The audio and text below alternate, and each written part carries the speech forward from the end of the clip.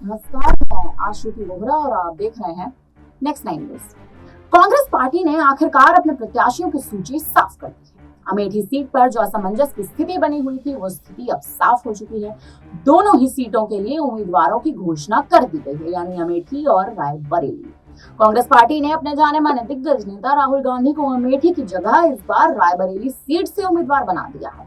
वहीं अमेठी से गांधी परिवार के करीबी केएल शर्मा को चुनावी मैदान में उतारा गया है।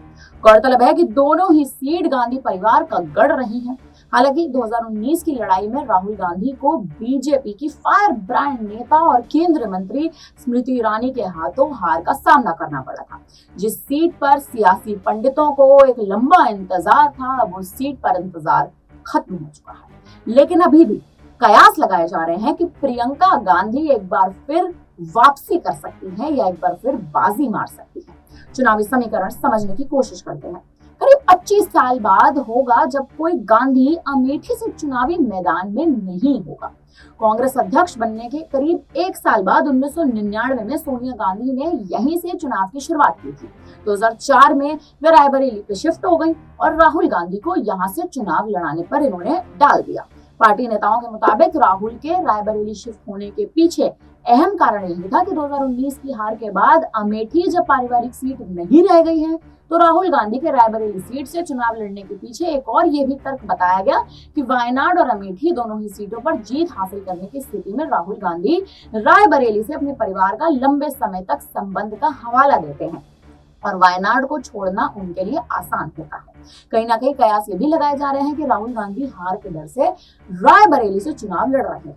वहीं एक कारण ये भी बताया जा रहा है कि कांग्रेस नहीं चाहती थी कि प्रियंका और राहुल दोनों इस बार चुनावी मैदान में उतरे, क्योंकि सोनिया गांधी पहले से ही राज्यसभा सांसद राज्यसभा सदस्य बन चुकी हैं।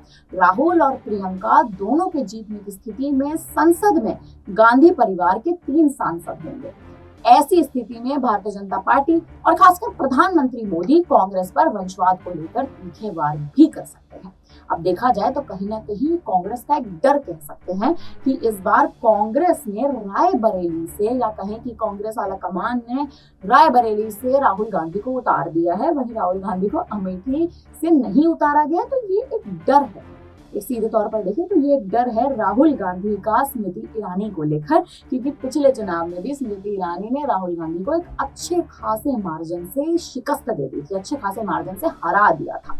तो इस बार कांग्रेस आलाकमान की तरफ से हो सकता है कि ये एक चुनावी समीकरण इस तरह से बनाया गया हो, एक निर्णय इस तरह से लिया गया हो कि राहुल गांधी को इस बार अमेठी से ना लड़वा के बल्कि रायबरेली से लड़वाएं, जहां उनके जीतने की जो उनकी आशंकाएं हैं, जीतने की जो उनके चांसेस हैं, वो बढ़ जाए। फिलहाल अब जिस तरह से कांग्रेस इस बार एक तीर चलने की कोशिश कर रही है और जिस तरह से कांग्रेस ने एक पूरा एजेंडा बना दिया है और बीजेपी पर हावी होने की तैयारी में है, इस पर आप क्या कहेंगे, हमें कमेंट करके जरूर बताइए।